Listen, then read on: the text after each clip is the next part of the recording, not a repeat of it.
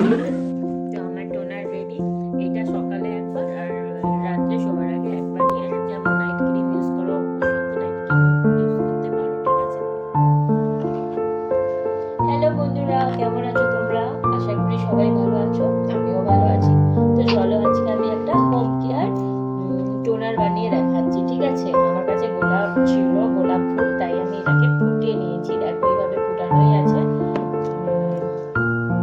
এর সাথে আমি দেবো অ্যালোভেরা জেল, দুটো ভিটামিন ই ক্যাপসুল, আর দেবো ফিশ